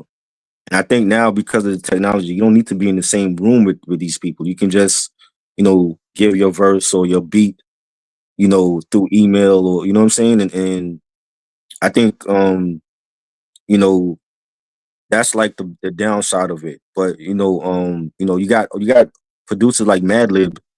He did the whole bandana album with Freddie Gibbs on his I think it was his iPad or something like that. He was talking about that and that back in the day that was you couldn't do that. You know what I'm saying? Like they had reels in the studio that you have to mail to each other Right. to complete a song and an album and I think it's a lot easier now, to be an artist and with social media to promote your brand and I still don't feel like artists are fully taking advantage of that. I feel like there's artists that lazy artists that they want the record label to promote their product when they should be the one promoting their own product. Right. You know what I'm saying? And there's no more street teams. And I was on street teams. I was on street teams for 5 years with many different labels. And we were the ones doing the heavy lifting, being at the record stores and the barber shops and the hair salons and anywhere there was people and giving out the flyers and the posters and the t-shirts and the stickers and all that. I told And you Go know, ahead. No, and go you ahead. don't have the A&R. There's no more A&Rs. There's no more street teams. So the artists have to be everything in one, and they got to be the ones to promote whatever it is they got going on, a liquor brand or a clothing line, new music. You're gonna be in a new movie, whatever you got going on. They got to be the ones to fully promote themselves on social media, and not depend on the record label to do. Right. Right. I just want you to see what P said. P said hip hop is universal, but it's how you identify as well. He's in Texas, and he used to get told. He still gets told that he sounds Mm, like he's from a whole other hemisphere. right. He's never been, and he does, and that goes back to because P is also he dives into the history. He's a if you Oh, like, if there's a term hip hop head. uh, You and him, uh. forget about it. Like put your I don't even like that term because like I feel like I'm more than just hip hop because I do listen to other things besides hip hop and I feel like when people say that hip hop head, it's like I feel like they kind of limit themselves to just that one genre and nothing else. No, right on, all right on. But I'm saying hip hop head. Yeah, But I also I feel you. say hip hop head, but also throw music historian in there. You Right. know, you've Yeah. been on. I've had the honor of sitting on podcasts that they never even talked about hip hop. Right. Right. Facts. We was talking about, like, seriously, we was talking about albums, the third album from Steely Dan type shit. Like Right. we Yeah. like so I know that I know that. So you're Yeah. right. I digress, but you are my hip hop. You to me, you're also a hip hop head, but you're also a Thank you. music head. You know what I'm Thank saying? you. I mean that with nothing but respect. So let me Appreciate ask it. you this. In Uh, saying that, I'm gonna post this question so people can see the question and you can see it as well. right. So the question is, can you discuss the relationship between hip hop and other musical genres such as jazz, funk, R&B, and how these influences are reflected in the hip hop community or in hip hop music, not community. I scratch that. The relationship. I mean, jazz and hip hop go hand in hand because there's a lot of classic, hip hop records that was sampling jazz, different jazz records and musicians and reggae music as well, and I just feel like you can sample anything and make a hip hop, anthem out of it, it don't have necessarily got to be jazz or reggae. You know, you can take a TV commercial and sample it, or you know, the Annie theme song. Jay-Z sampled that for you know, Hard Knock Life. Right. Well, actually, not. I don't want to say Jay. It was DJ Mark, the 45 King. Rest in peace to him. You know, he took the whole Annie theme song, which was like a Broadway musical, and then a movie, and then he turned it into like one of Jay's biggest hits. So I think you could sample anything, you know what I'm saying? And I feel like jazz has a close relationship with hip hop, you know, and this, you know, actually having jazz musicians like Miles Davis, who actually went to like a hip hop producer like Easy Mo B and did a That's whole right. album with him. Doo-Bop, baby. Yeah, Miles Davis' last album, Doo-Bop. If yeah. y'all don't know it, go check it out. Produced by Mhm, Easy B, my dude. Like, thank you for bringing that up because I tell people this all the time. You mhm, know, all these jazz heads. You know, I always got to put head behind it. All these yeah. jazz heads be like, "Oh, Miles Davis." I said, Miles Davis' last album was with Easy Mo B. Who? Mhm, Easy Mo B, who produced Biggie. yeah. His Right. last album. Craig Mack, Biggie, Yeah, the Lost Boys, everybody. you better go check out Doo-Bop. But I threw something in the chat I want you to see. Do you know Um, when I put that on there? Do you know what that's from? Do you let me see. have you listened? No, it's right on the screen. Randall Oh, Park, Shorter Path. I don't think I have no. Listen, I want you all to do me a favor. Do me a solid. I'm driving to work one day, and this came on because I listened to jazz going to work as well. Oh, This is the jazz station, and dude, I picked out 5 different fucking songs. I cannot even make this up. 5 different classic hip hop songs off of this. 2 right. of which I tell you straight up, don't Eric B and Rakim. Mhm. This is where they sampled from. This is where they got. Don't Sweat the Technique. Oh, okay. This is where they got this from. Oh, yes. They got it. It's another song that they did, All and right. a part of this song where Eric B and them, where Rakim sampled, because Rakim Mhm. really produced most of his music. Right. Where another part of it, there's another classic song on there. So I'm just saying, I just threw it up there. This is for y'all, chat. For Okay. all that want to dig in the crates, take a screenshot or whatever it is, but go listen to it and thank me later. That's all I want to say about that. So, Now, so my next question is this: how do you see hip hop continuing to evolve in the next decade, or both musically and culturally? And I'll post that question. I'll post that question on here so you can, if you need to check back to it. I mean, hopefully, I would love to see it expand to like, you know, late night talk artists having like their own late night talk shows, and you know, having their own like, you know, $1 billion companies. You know, we need more of that, and you know, doing more for the community. You know, and I feel like, you know, a lot of these artists, they get rich and then they forget about their community, but you got to actually be in the community and help your people. You know, it's not enough to just, you know, say it on record and then that's it, but they're not really out there in the community and helping others, and I would like to see more of that. And you know, maybe we could get like a hip hop president someday, or hip hop mayor. You know, and I think we could go in that. Detroit had a hip hop mayor, Kwame Kilpatrick. Okay, He was the first one to rock double earrings. right. He rocked double earrings. You know what I'm saying? I'm With the yeah. big. Hey, but here go a question for you. Here go a little Uh, fun. Here go a little fun question for you though, right quick. uh, What are some lesser known historical moments in hip hop that you think should be more widely recognized? The floor is. we came with these questions today, bro. Hey man, I'm sorry. Uh, I knew you was coming. Listen. While you thinking on that chat, I knew he was coming. I knew I couldn't. I couldn't throw him a softball. I can't throw him no. I ain't throwing him no curveballs. I needed to yeah. just, but I had to throw a couple straight up the middle because, like, Mm, bro, this thing that we call hip hop, this thing that we do, this thing that we call music, this thing that we do as creators. Try mm, Burrow being a creative himself because he's on multiple platforms, and he's on multiple podcasts, and he's expounding his history and his knowledge. This thing that we do, man, like y'all, some of y'all need to, maybe some people will get a better understanding of what we call hip hop. And I know I structured this all for hip hop, but this right. is just one slice of the pie that you're knowledgeable about. But I'm just Mm, saying, some people don't know certain things, dude. Like we just gave him the Easy Mo B Diddy. right. People don't know that. Yeah, I know about that. Yeah. You know what I'm saying? Rest in peace to Clark Kent. Clark Kent Mhm, he was in the game for years. yeah. Like he touched elbows, he rubbed elbows with a lot of people that they call forgotten classics and things of that nature. Right. You know, Hit Factory. You like Hmm. just you see the question. Yeah, I got one, but I don't know if everybody know about it though. That's the whole point. Go ahead. All right, you know, like how they used to do Woodstock in the '60s, and they had, you know, many great different artists, and then they recreated that.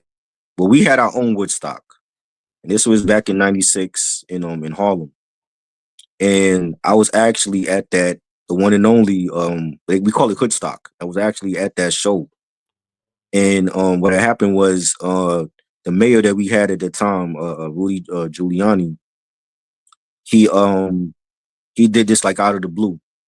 And it was like a who's who in hip hop at that time in '96 and from all over. And we had like, it was like an all day hip hop festival in Harlem. Damn. And it unfortunately it ended in gun violence. And a lot of people and kids got hurt. You know, there was a stampede. And there was a guy that the guy wasn't even from here. He was like from upstate New York. And he had a gun. And pull out the gun and he started shooting in the air, and a lot of people got trampled, and I saw everything.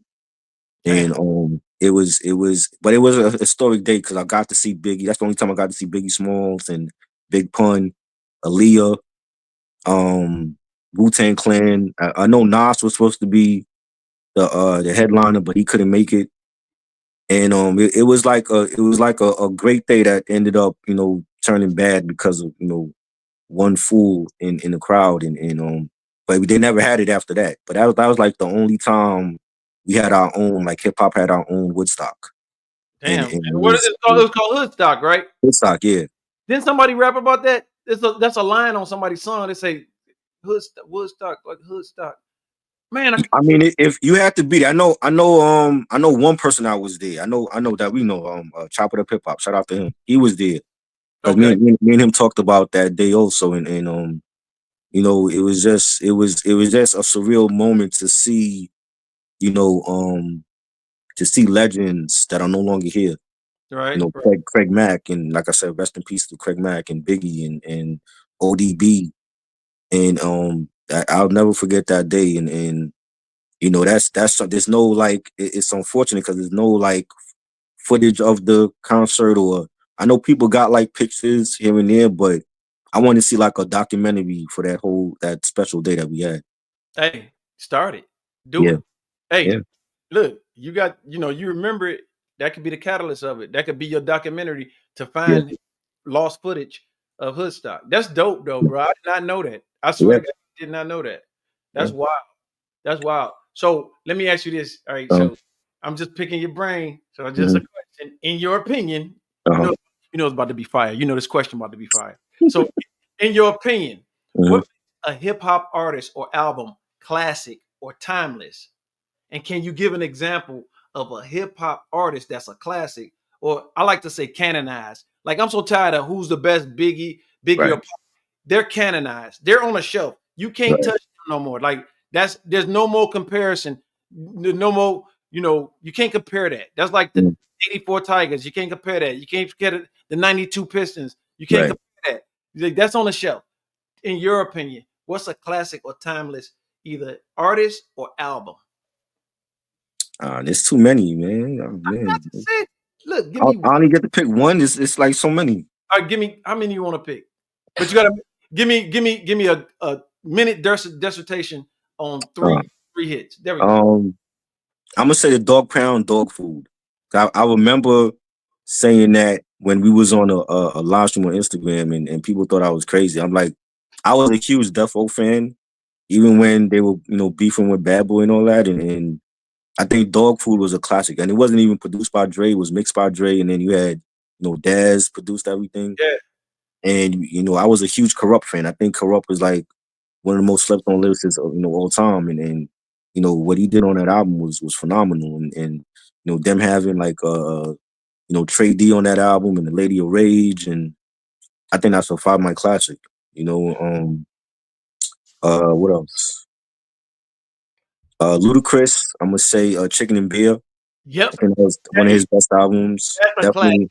Yeah. To me, that's a classic. Definitely. And I hate that he got tucked in. Yeah.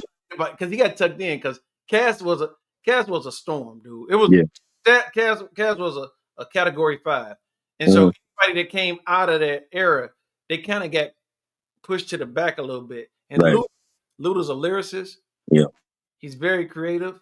Mhm. You know what I'm saying? And he has some dope tracks. Whoever was making all the tracks was dope as shit. But Yeah. And he worked with different producers. You know, I know he did stuff with Eric Sermon in the past and Jermaine Dupri and, you know, even 3 6 Mafia. Like, yeah, he's always been a great lyricist.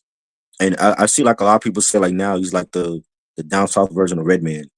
You know, and because he has the charisma, he has like the funny videos too, and he just could spit, you know what I'm saying? And you know, he had his own crew, Disturbing the Peace, and I've seen him live as well. He was great in live concerts, and yeah, he's dope. I love a lot of his early stuff. Damn, what else? It's so many, man. Like, nah, it's all good. And I didn't want to put you on the spot. Yeah. It's just a couple that'll do you. Like, I always we've been on several chat pods and lives, and I always throw this up. A classic that should be a classic. And again, chat, if you don't know who some of these people are, y'all know Luda and all this, but go check out Master Ace, Take a Look Around. Oh yes. That is a classic. Definitely. The whole form of what makes a classic, in my opinion. It has the grimy, it has the hood cut, it has the introspective cut, it got the storytelling in it. It has the black empowerment in it. Right. Like, everything that you can think of, he has a ditty of all of that in. Yeah. Pause, no ditty. Even now, like the stuff he's doing in Marco Polo, and you know, Master Ace is from Brooklyn, so he has like those Brooklyn roots. Right. And just the album that they did this past year, and he's talking about like eating healthier, you know, eating more into like the plant life stuff, and you know, talking about, you know, the poor people in the hoods and all that, and he's still relevant now. He's still making great music, and I love it. So that brings me to the last question I got for you. That I had written down, bro. Right. And I'm gonna put it up here. Are there any modern hip hop artists today, or any movements that you believe are currently redefining the genre? Kendrick, definitely. Like to have a diss record be nominated in the major Grammy categories, that's never been done before. You know what I'm saying? Like Tupac never did it. You know, Jay never did it. Nas never did it. And to have Kendrick do that, and it's like the anthem of the song of the year to me. And it's beyond a diss song now, because now you got you know, kids and people on TikTok that know the lyrics, that's dancing to it. It's being played in like different sporting arenas and stuff. It's transcended just, you know, the realm of hip hop, and it's like an anthem now for a lot of people, and even like a inspirational anthem. I heard Snoop Dogg on Drink Champ say like it unified the West. It unified both the Crips and the Bloods.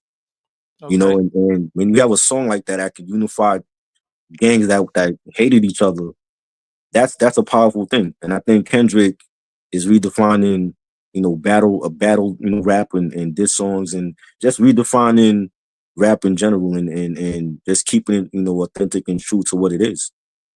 Yeah. What to me, the whole battle thing, Nas got a song called Ether. Right. But what Kendrick did in my opinion, what he did to Drake, sent him into the ethers, dude. He's actually going to court over over this record.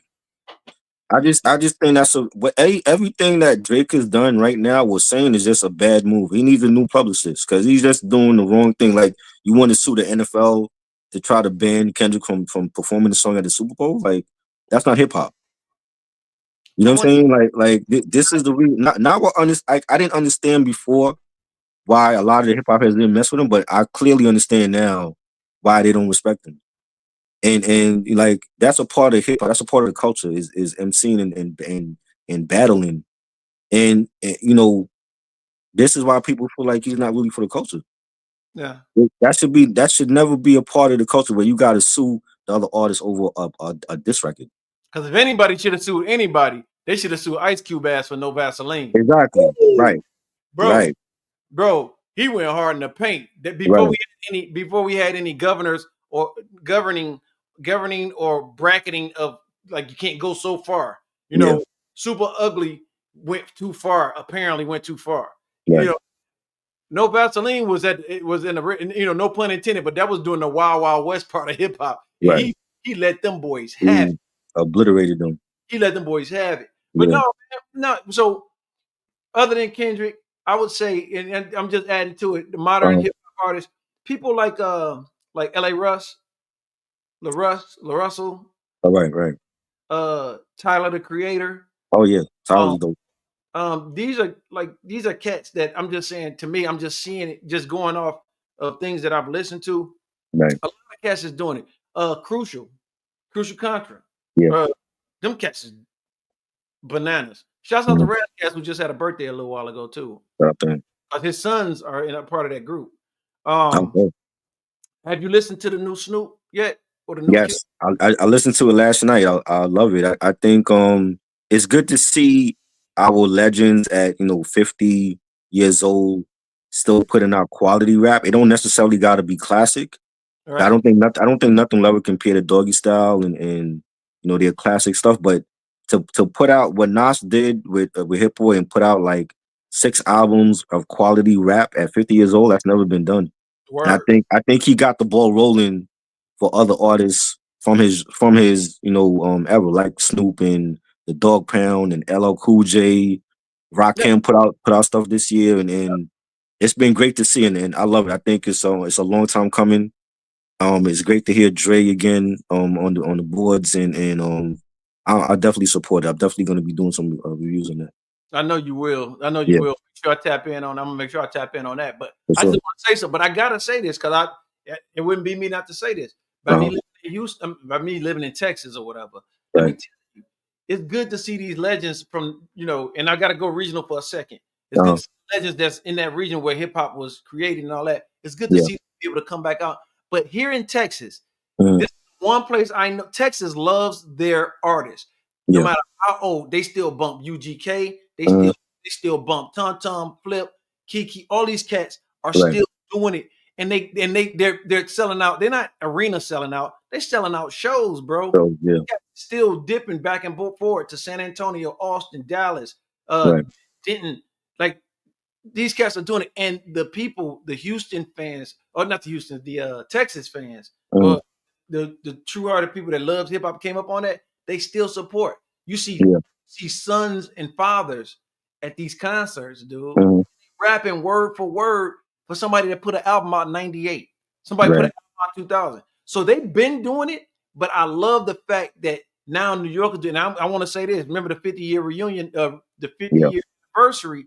I got to say that actually, they, in some ways, they did something right. Right. They didn't honor everybody. Right. And you can't get the skinny boys in there, right? Even though they dope, but but you can like honor some of these cats that may have fell out of the public eye. Yeah, and I would never say an artist or a rapper fell off. To me, that's just not. I just can't see it. I don't see them fall. I don't even like that term. That they fell off. You know what I'm saying? Now your boy Drake, he fell off because that's some whole shit. But I'm just saying. But I still like my favorite Drake album is his mixtape. Like the first that's still going. Yes. But getting back to what I'm saying is because of that movement, it started getting LL Cool J into it. Rakim got hungry again. It's these rappers that man, I remember listening to this, and who've still been doing it. Like this is how you're getting old, bro. Because I listen to Wu-Tang all the time, right? And in the eyes of everybody that Raekwon coming back and dropping verses was something that was, I'm like, shit, he been doing it. I ain't never to fall off. You know what I'm saying? So that's why I don't like that term falling off. Right. But it's good to see them back in the public. Oh yeah. I mean, because it was like, for so many years you hear, why I feel like the whole thought process was like, after a certain age, you're not supposed to be doing music. The Rolling Stones still tour. They still come out with albums. They came out with an album last year. Bro, they're like what, 80 years old? You know what I mean? And why can't Rakim come out with an album at 50 years old? Nas or LL Cool J. That's right. Look, they wheeled Larry Blackman out on stage so he could do Word Up. Right. He's in a wheelchair. Exactly. And he still rocked the crowd. He He probably can't hit the notes like he used to, but still, like, And so, yeah, but I don't feel like this should be. That's another thing I have a problem with in this culture is the ageism thing. You know, the thanks. location thing is an issue. The racism, the ageism. I feel like if Jay-Z got something to say at 60 years old, he should put out an album. Why not? Yeah, why not?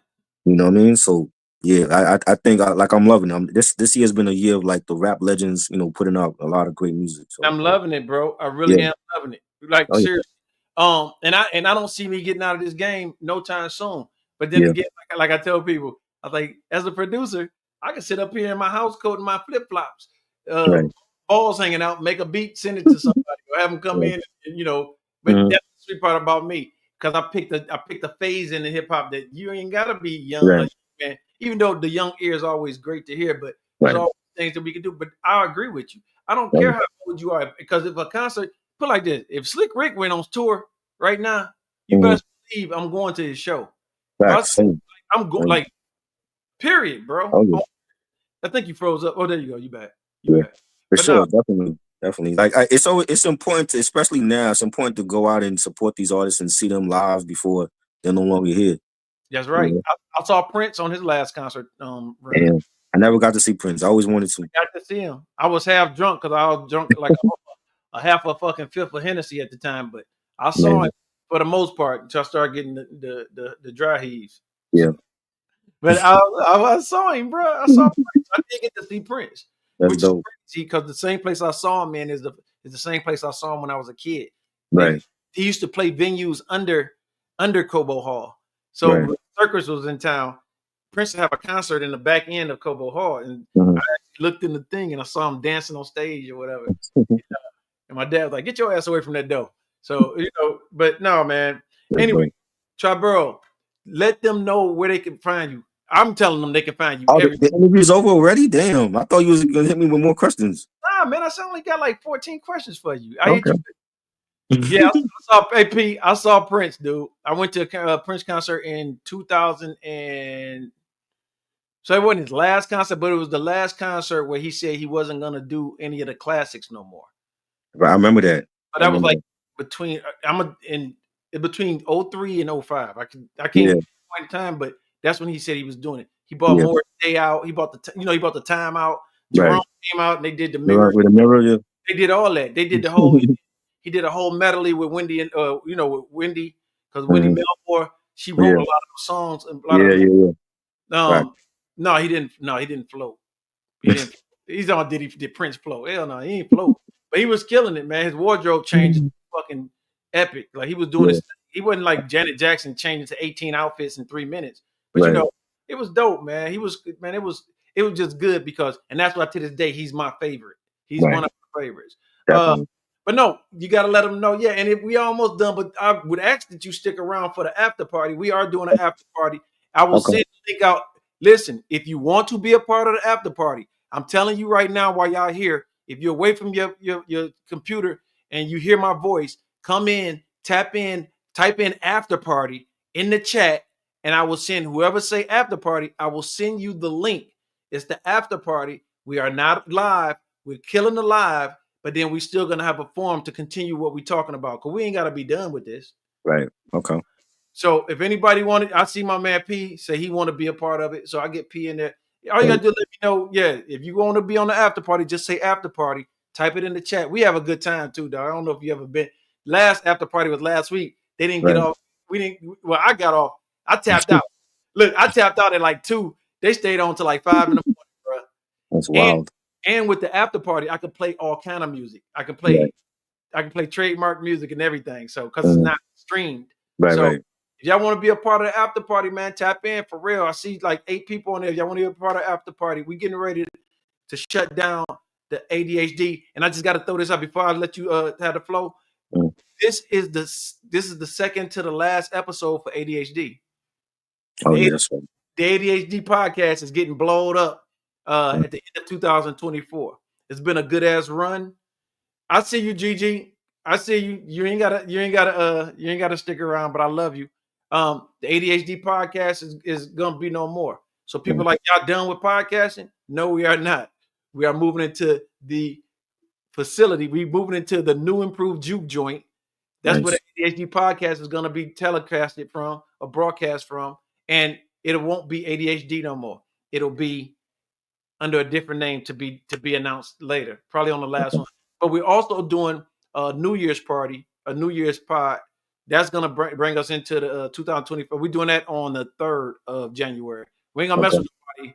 Everybody go get drunk and shit and do their dance. We're gonna fuck with y'all on that Friday. Y'all should be over y'all hangover. Y'all come tap in with us. And that's where we'll announce the new name of the podcast and everything like that. But go ahead. Give it up. I acquiesce to my man Triborough, man. First of all, let me just give you some roses, bro. You always come with gems. You always come with knowledge. I wanted to ask you another question. What is your favorite vinyl? Oh man. What's your favorite vinyl that you have? Favorite vinyl. Man. Can you show us one? You ain't gotta go show us the thing. Can I show you? One. Because I showed you mine. I showed you mine. Do you still remember what I said was my Nah, I don't remember. I'm gonna show it to you. You get yours, I'm gonna get mine. Look, you get yours, I'm gonna get mine. Watch this. It didn't even mind, man. You put me on the spot, yo.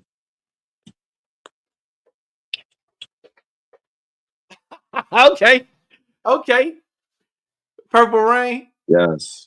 So one of my favorites, because that was like my introduction in '84 to Prince, and it's been 40 years, and I still bump that album. It's still a classic. I think that's really the album that like made him a legend, you know. And the movie was great as well, and yeah, it's like I love it. You ready? Yeah. Oh, Car Wash. You did show me that. I remember. Yo, Classic. Bro, when I say classic, it's tore up, beat the shit right now, but yeah, with the inside cover, all the movies, bruh. I love it. My auntie say 1999 for her. That was a great album too. Definitely. That's what I saw him. He was performing 1999 in Cobo in Cobo Hall, auntie. Cobo Hall. He was performing 1999. Yeah, I love that song. No, the album. The whole album. Oh, the whole album you did? Oh, wow. You gotta look it up. The 1999 album, bro. That's what. If I was your girlfriend. Yeah. You know. Damn, I'm trying to think of a couple of tracks off of it. I can go ahead. Modern technology can help me out. But right. I'll pull it up for the after party, and we might play a little of that. We might play a little Prince. Yeah, album was great. Definitely, that's a classic. We're gonna play some. We're gonna play some on this after party. So, without further ado, the floor is yours, brother. Yeah. Just follow me on Instagram, Triborough_Gigolo. You can follow my YouTube channel, That Ain't Rap Podcast. It's a podcast dedicated to my childhood growing up in the 80s and 90s, and I talk about music and movies and sports, fashion, wrestling, anything that I grew up on. And it's been fun to do. I've been doing it for 7 years and hope to be here for another 7 years with it. And what is it? I'm gonna try to type it out. What is it? What's the podcast? That Ain't Rap Podcast, DAT. That Ain't Rap Podcast. And the reason why I named it that was because like I don't just talk about rap. So it's like a tongue-in-cheek name, and just it just describes a lot of the mainstream stuff from now that I feel like is not really rap. Oh, type it in. Go ahead, you type it. Type it in? Yeah, type it in. Let's see. What can I type in? Can I type it in on here? Yeah, you can type. You should be able to. Or send it to me. I'm gonna send it to you because I'm on my phone. Okay, send it to me private. Yeah. And it's been fun, and I do stuff weekly with my homie Reggie Thompson from North Carolina. We just had a live stream before I got on here. He was doing some movie stuff, and he's been great. We've been doing his platform for like 7-8 years now, and it's been great. And I'm on many other different platforms. So just look for him. If y'all see me if I start sending y'all links to go to there, just know it's Triborough. He's a good dude, man. I appreciate you. Let me just tell you, man, I appreciate you being on there. Your knowledge, your wisdom, your opinions on things is always not far off the mark with me. You know what I'm saying? You never said something and I went like, oh my God, what is he saying? You always writing that smooth ass vein. So I'm your boy DM the Most. This has been Triborough with me today, man. Please come back. And I want you to come back for the new podcast. All right. I definitely will be. Don't hang up. You're gonna stick around for the All right. after. Yeah. So just we're gonna let it do what it do. But All right. without any further ado, man, thank y'all for being on episode 25 of the ADHD podcast. Soon to be put to bed. It's in the can. If y'all haven't got the ADHD t-shirt, I only got a couple of them left. So put y'all bid in. I just sent one out. Somebody won one a couple of weeks ago. It just went to the mail. My fault for making it so late, but it's out there for you. I'm DM. Maybe next week we'll have King Barre back with us. He had to do some things. He's doing big things right now, man. Right. So I don't really want to mess with him. Let him do his thing. He's doing great things, and it's all gonna pay off in the end for us. Because if I can't, one of us should be able to, hold it down, while the other one make moves. You see what I'm saying? Right. So other than that, peace. Stick around. I'm gonna send you. Matter of fact, let me send y'all the links right now. Well, I can end the podcast. Y'all can still chat. Let me see, but let me do this. Let me start sending the link to people right quick. Give me 1 second, bro. I'm gonna put it up in our group chat. All right, P, check the group chat. You the only one that said you want to stick. If anybody else want to stick, Monterrance, if you want to stick, if you want to get on there, you want to get in the pod in the after party, just let me know and I'll send it to you as well. Other than that, I'm gonna let y'all get to it. Normally around this time I'll be drunk, but since I just celebrated my 1 month sobriety on the 11th. Congrats. So, thank you. I ain't had a reason to go get a drink yet, but I ain't gonna say I quit drinking. I just say I stopped for right now. Yeah. But anyway, I'm your boy DM the Most. Come back next week, same time, 8:30 Central, 9:30 East Coast, 6:30 West Coast. And we out of here. Stick around, try. Don't move. We'll be right back. All right.